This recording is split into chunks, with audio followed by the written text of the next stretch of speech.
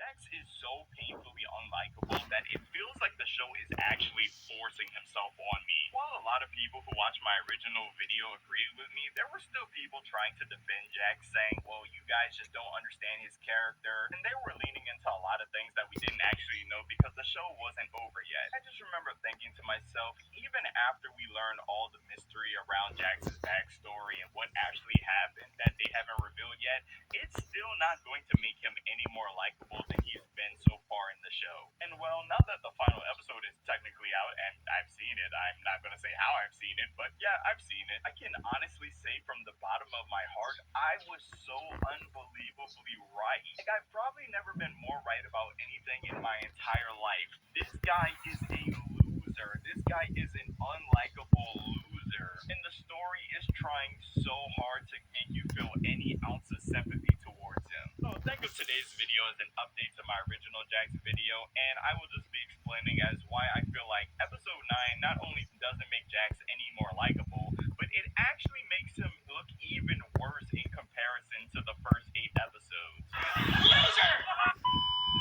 Okay, so going into episode 9, my biggest gripes around Jax is that it's very hard to feel any ounce of sympathy for this guy. Jax's entire gimmick throughout the majority of the show has been that he has just terrorized everyone in the digital circus. When you know that abstraction is a possibility and a fate that doesn't seem all that pleasant in comparison to their current situation, the idea that this guy would just be adding on to the hardships of everyone else in the circus just kind of makes him a scumbag. Because it's not like Jax is just a natural jerk or just like comes off rude to the other people in the circus. Like, no, he goes out his way to try to torment these people. He goes out his way to try to physically harm the other people in the circus. And even though it has been expressed to us that they do in fact feel pain, he fully takes advantage of the fact that they can't actually die in the circus. I want to clarify, if Jax was just evil for the sake of being evil, I wouldn't care. In fact, I think I might actually like his character. He was just a messed up dude who was bitter that he was trapped in the circus, and he was like, yo, if I gotta stay here, everyone else's life has to be hell along with me.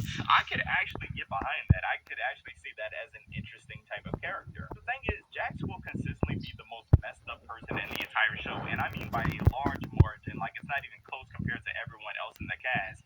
And then the show will have little moments where they want you to empathize with him or feel some type of sympathy for him. The example I gave in my original video was after terrorizing the entire cast in the gun episode and then, having his fight with Palmy, we see Jax thinking about abstracting or, freaking out in the bathroom. There were people trying to say that this moment wasn't trying to get sympathy for him, but my question to those people is, well, what emotion did the show want you to have when watching this? Did they want you to just look at it and be like, oh, cool, Jax is thinking about abstracting? Did they want us to clap and start cheering? I mean, I did, but I know that wasn't the intended emotion that the show wanted. No, the show wanted you to be like, oh my god, Jax is thinking about abstracting. He might actually do it. That is the emotion that the show wanted you to have towards this scene. And like I said before, I find it very hard to feel any type of emotion or any type of care about him maybe abstracting when he is quite literally the guy that can cause any other member of the cast to abstract any day now. Speaking of which, I want to play you a quick scene from the gun episode.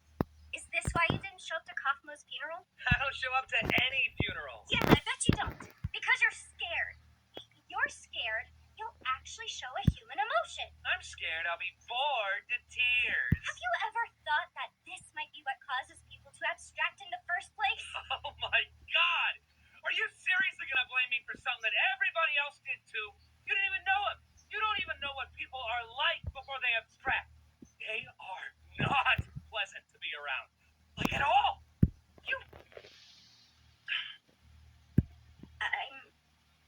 I'm sorry. Sure you are.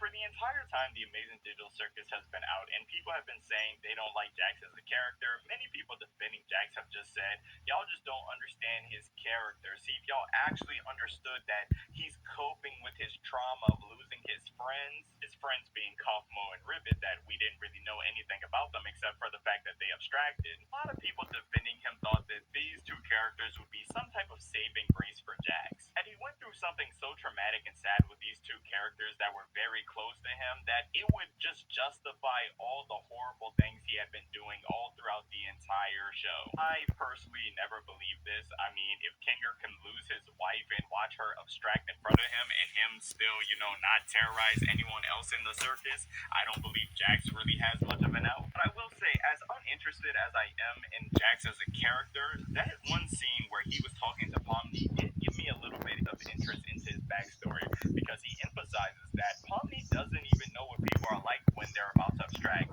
and he says that they're very unpleasant to be around. So it made me really interested to see what was it like for Jax when his friends abstracted. Where did they turn into very cruel people? Is it similar to when you're trying to help someone who's an addict, but they just won't help themselves, and you're watching them self-destruct in front of you? I was so interested to see maybe this could actually add some real depth to Jax's character.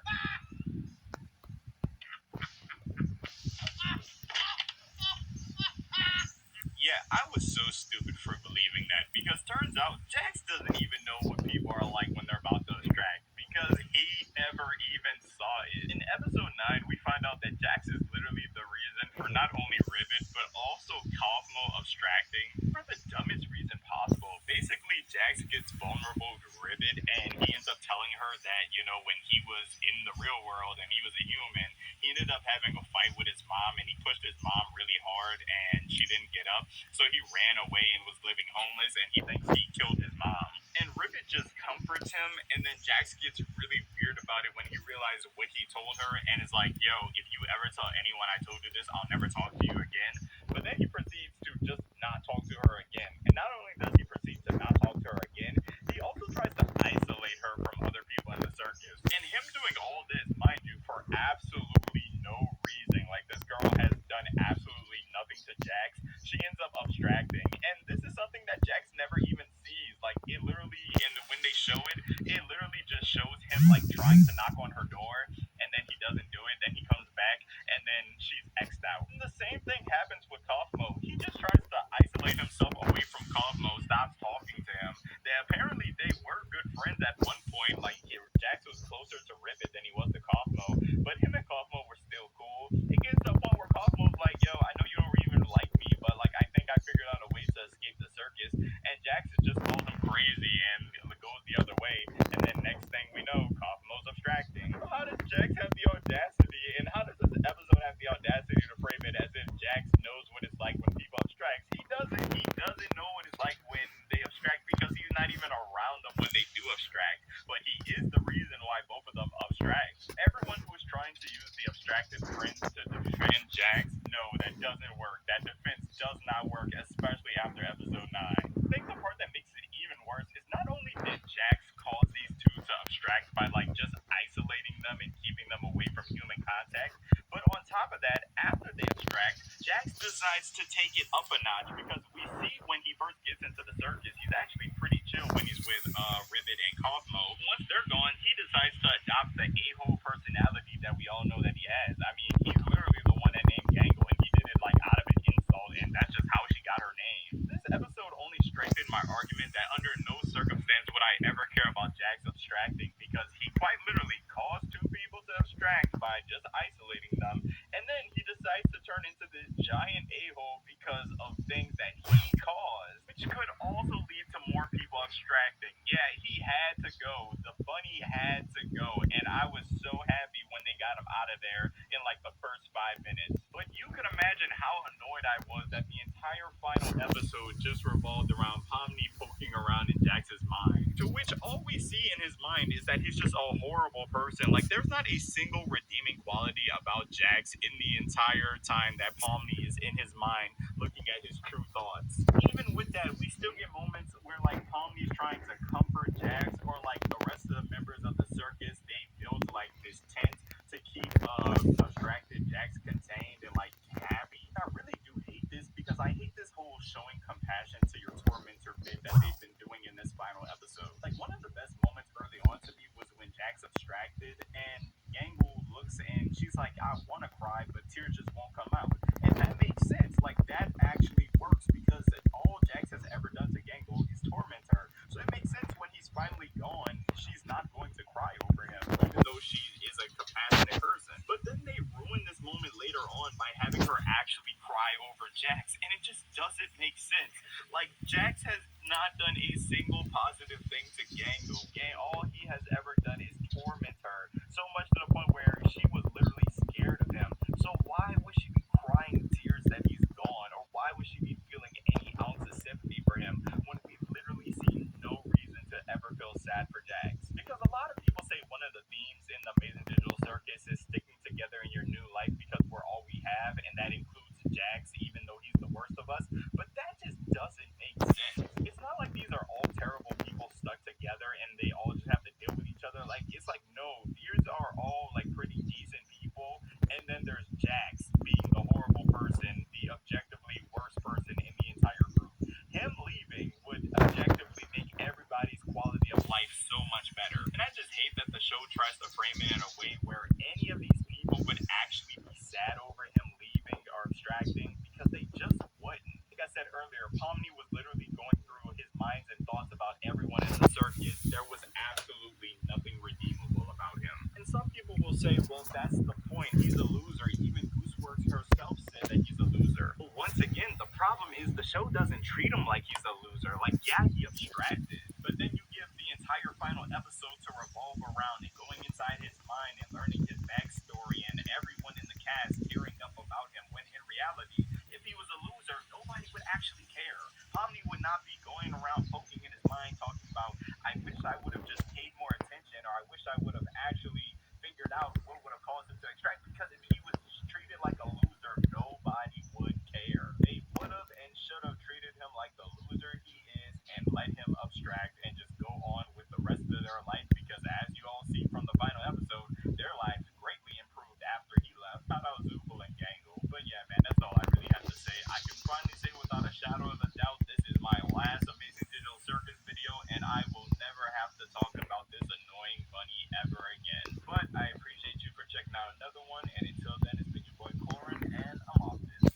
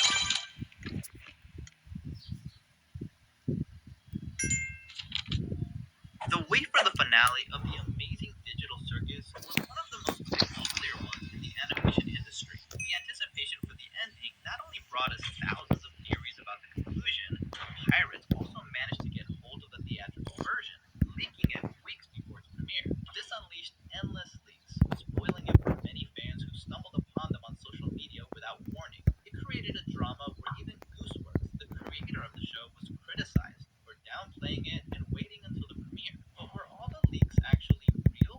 We came across some that claimed other characters who didn't even appear would take center stage, like Abel, Bubble, and even flashbacks of Kinger. Now that we know what happened in the series finale, it's time to review those viral posts and see if they truly justified all the drama created around them. It all started around May 20th, 2026, when the first reports and clips of the leak emerged.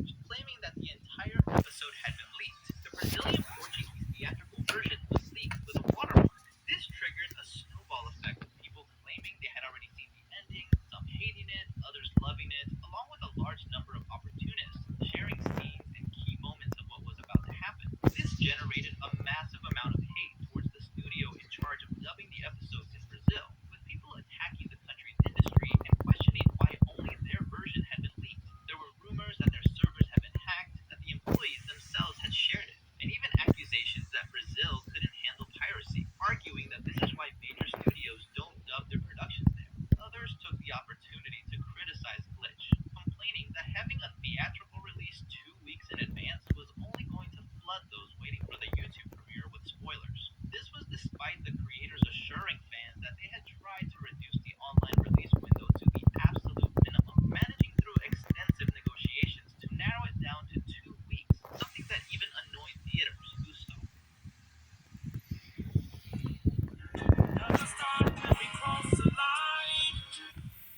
Unheard of. Haters viewed the leak as a sort of karma, as this way everyone would suffer from spoilers regardless of whether they watched it in theaters or not. Some concerned fans tried to contact Gooseworks to warn her about what was going on. Since this had already happened before with supposed leaks, she didn't believe it was true, stating that nothing on social media was actually episode 9. But when she found out it had genuinely leaked, she responded by downplaying the issue. This angered a very vocal minority of fans who spent the next 24 hours attacking the creator for something she had no control over and no responsibility for, ultimately forcing her to step back from being the public face of the series. But aside from the drama of lifeless weirdos with nothing better to do than harass someone all day, Glitch started issuing copyright takedown requests across all social media platforms. This is unusual for the studio, which typically allows fans to play around with clips, characters, and parts of already released episodes.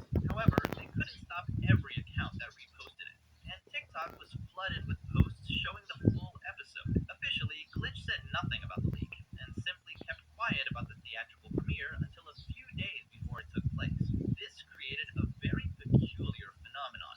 Many leaks were real, spoiling the main plot and anticipating key moments, but many others were pure fabrications, taking advantage of the hype. Perhaps it was to troll people, to add more mystery so there wouldn't just be one set of leaks, or maybe just to jump on the bandwagon and farm views. Thus, we got several weeks of... The leaks were devastating. Jax's abstraction was confirmed, and some talked about how quickly it happened. The biggest complaint floating around was about the heavy focus given to Jax in this episode, with some even criticizing that by the end, he was treated more like a pet than a person. Others loathed the ending, painting it as a good ending about acceptance, when Gooseworks' dark comedy had taught us that the worst possible things could happen at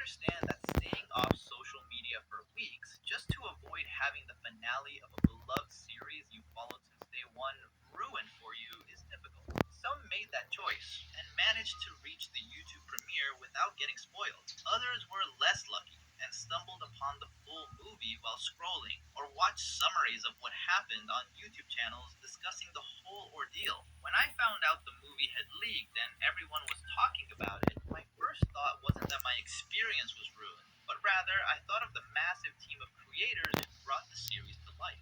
Years of hard work preparing a grand finale had been diluted simply because someone thought it'd be fine to share an episode that was going to be completely free for any viewer in less than a month. But despite everything, the theaters were packed. On premiere day, Digital Circus fans gathered at the movies, dressing up as their favorite characters and turning it into an unforgettable event. In just a couple of weeks, they grossed much more than Hollywood movies, even considering that many attendees knew about the leaks weeks in advance. In the end, the theatrical version and the one we got on YouTube didn't change anything about episode 9. The movie leak was exactly the same as the final product. Many liked it, others were disappointed, but the worldwide phenomenon that the series became didn't stop. And it's worth looking at the words of the voice actors when, after a screening of the circus, they were asked how they felt upon discovering the final episode had leaked. Amanda Hufford, the voice of Ragatha, asked the audience if it had ruined anything for them, pointing out that the theater was full and that the journey for those who had been watching the series from the beginning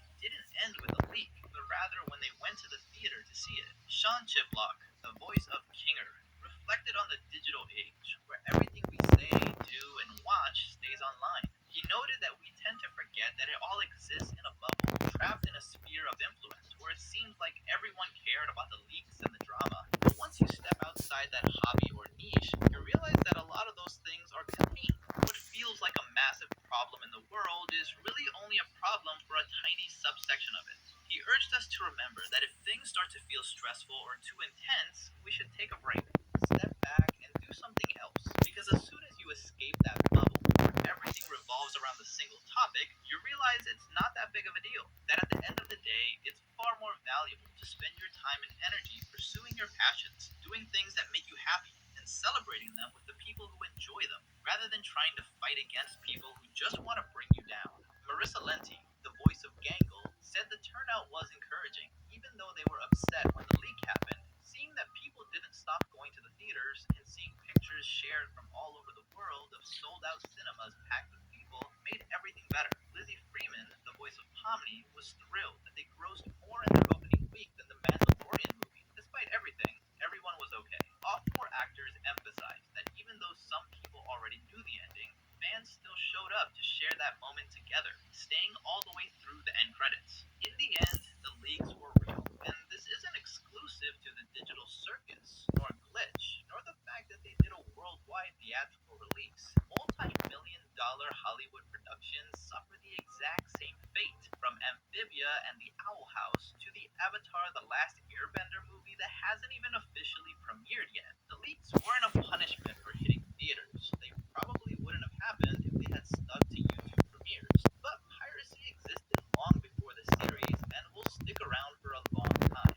You might have hated the ending or loved it, but ultimately what mattered was the journey of this series. It went from starting out as a small animation project to shattering every metric for online series, gaining a momentum that has greenlit many other new creations. From all the new shows announced by Glitch to the creators inspired by the circus's success who finally took the leap to bring their own ideas to life. Switch to C2, switch to relax mode with C2 green tea. Kapag kasi ng tubo at kailangan ng fast acting at fast recovery,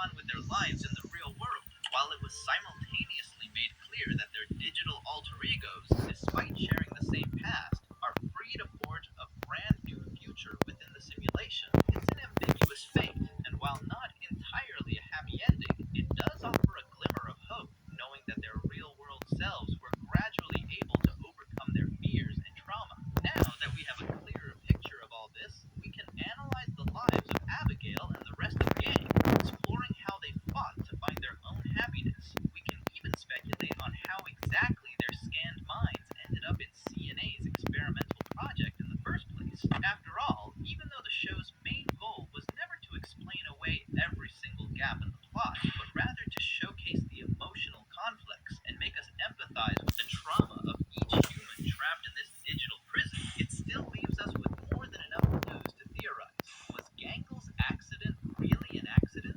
Did Zubul finally manage to feel whole? And what exactly was the secret Jax tried so desperately to keep hidden? Leroy Mateo, better known as Jax, is one of the characters we were given the most information about regarding his past. He plays a major role in the series, despite the abrupt ending he met. On more than one occasion, Gooseworks has mentioned that Jax shares many of her own flaws, along with Kane, which is why she isn't fond of the purple rabbit and has never hidden that fact. This is how Jax himself recounts his traumatic past, which turned him into the distrustful and apathetic being we know in the digital circus. Young Leroy was abandoned by his father at a very early age due to constant fights with his mother, which inevitably led to divorce. Despite their separation, he mentions that he was never very close to his father even when he was around. It was as if he was there, but not really present. This caused Leroy to develop trauma regarding his father's approval. Is it my fault Dad left? Am I a disappointment to him? In one scene, we see Jax in multiple outfits representing his internal conflicts, like his iconic maid dress, younger but gloomier clothes, or even a more direct one where he is completely naked and faceless, reflecting how he still isn't sure who he really is. However, the one that stands out the most right now is where we see him in a military uniform. Now that we know his story and traumas, we can be quite sure that Leroy joining the army would be nearly impossible. A strict and controlled environment is hardly the ideal place for someone just trying to figure out what they want. Instead, this could symbolize his trauma tied to his father, who was possibly a soldier.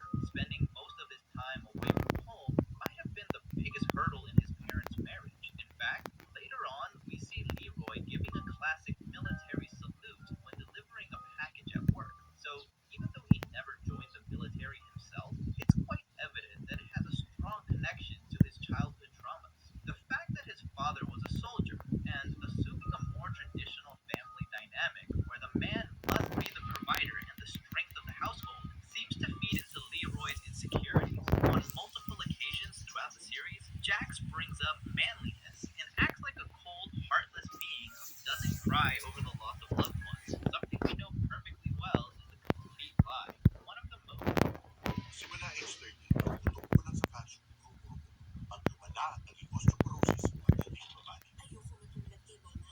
Kaya I take Caltrate every day. Tulong, papalakas ng buto.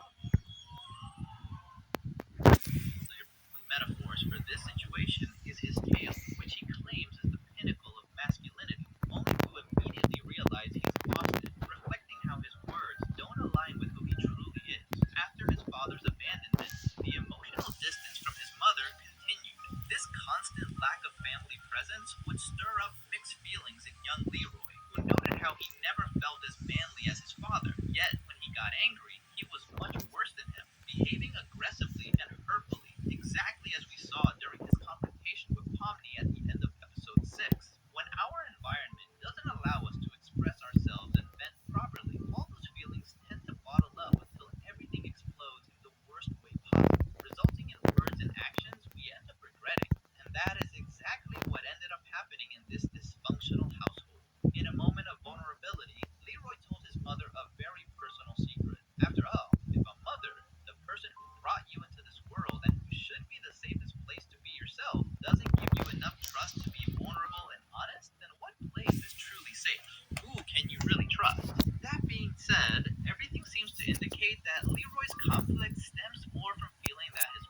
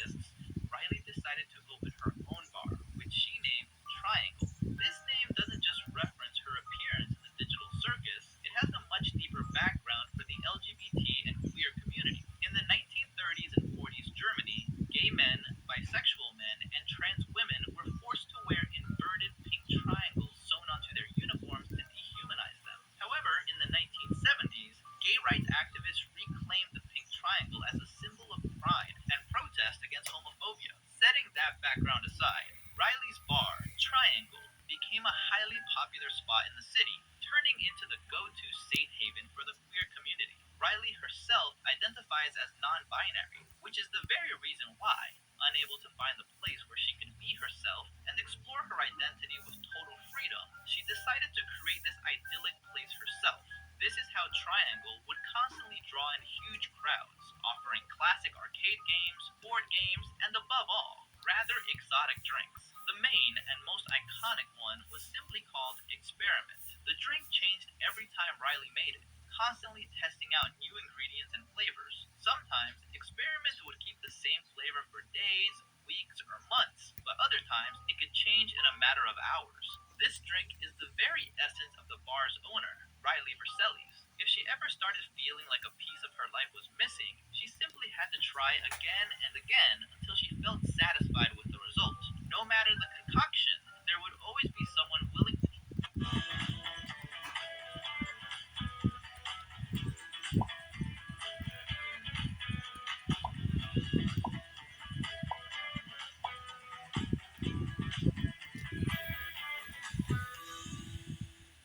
try her experiment, making it a favorite among her regulars, since there was always a surprise waiting for them. In the real world, it doesn't seem like Zubul and Gangle ever met, so their relationship remains strictly within the digital realm. Although anything is possible, and as we already mentioned, Leroy Mateo is a frequent patron of Riley's bar, because as the article states, Triangle is a place you can go when there's nowhere else you can go. And speaking of Zoe Ragavan, aka Gangle, her past was also mentioned a couple of times. In fact, a large chunk of episode 4, The Adventure at Spudsy's, seems to be based on her life as a fast food restaurant manager. But before getting into that, we know from Gangle herself that she attended community college to study graphic design. Unfortunately, her own fears and insecurities made her drop out, and consequently, she also abandoned her hobby.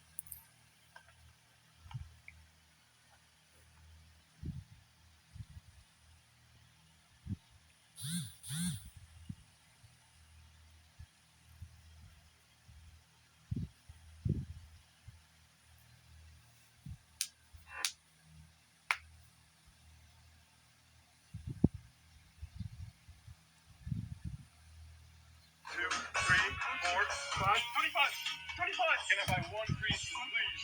One size, 25 max.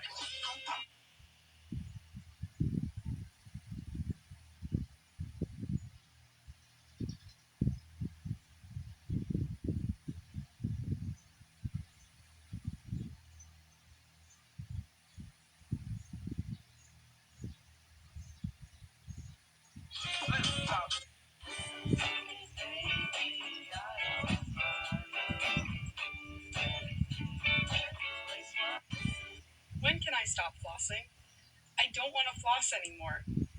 Do I have to floss forever? It's not fun. When can I stop flossing?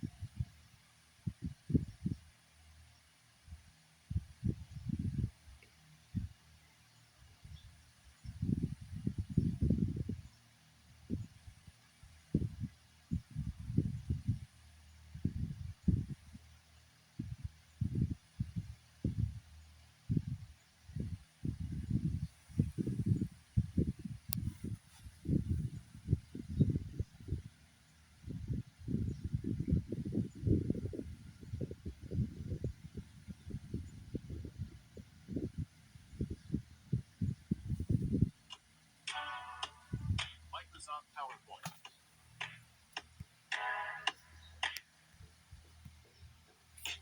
Download now.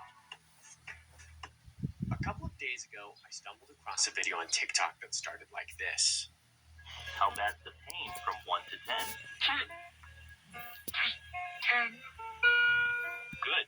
It's a good hook. It's got sort of an analog horror vibe, and it stuck with me. So much so that I actually scrolled past, and then I returned. I wanted to know more. I think this one's good to go. What do you say?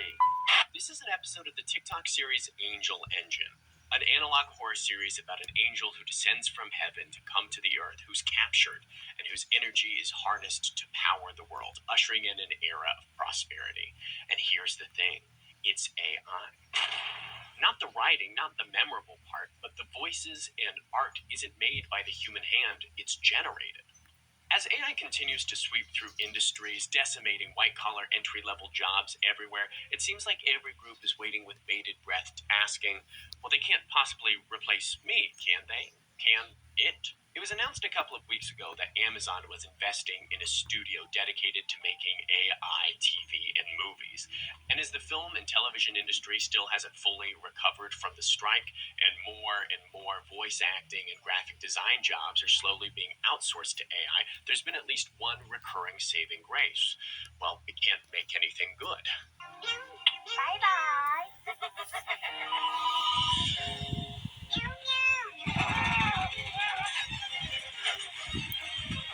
If you see her walking alone at night, don't stop. Don't speak. Just run. She is Rokurokubi. I mean, it's clearly just a lot of garbage, like a whole lot of nothing. But as I watched Angel Engine, I began to ask myself a question for the first time. What if it figures out how to make something that's not completely terrible? What happens, what will happen, when AI art is good? There's clearly no AI Citizen Kane yet. If you look up best AI art, basically everything that comes up is just advertisements for products that create AI art. As much as I've enjoyed Angel Engine, while the art is AI generated, the actual story is written and produced by an account called Unearthly Guy, presumably a human. But he got his start in the game by producing lots and lots of AI content. Stuff like what your favorite character would look like as Studio Ghibli art. The sort of stuff that if you scroll long enough, eventually you'll stumble upon. Ever so slowly, AI content is beginning to creep into our lives. A couple of weeks ago, a bunch of people got tricked by that video of a bunch of bunnies jumping on a trampoline. And in a way, doesn't seem that bad. It's not like everything else the average person scrolls through is such high caliber. Take the environmental concerns away, and is this video of a lady jumping into a pool really that much worse than all the other crap we consume every day? Videos of bottles rolling down the stairs. Guess which one of us is the drummer? Or these couples shooting each other with Nerf guns? Or did Baby Gronk rizz up Livy Dune? I don't think there's any depth to an AI kitten skydiving, but is there any depth to this? Fake bowling ball. Real bowling ball. What? These AI videos feel like, to me, less of a new thing and more of an extension of a phenomenon that's been on the rise for the last 2 decades. We, as humans, are consuming more and more entertainment and less art. 10 years ago, if I was bored or lazy, I would watch an episode of a TV show or read a comic or something, and now I find myself consuming the oh-so-dreaded content. And while you and me both still watch good TV shows and movies and read good books, the ratio of time we spend consuming pure entertainment is gaining on art. And it's because the Venn diagram of art and entertainment is growing increasingly distant. For a very long time, most of the entertainment that people consumed was on some level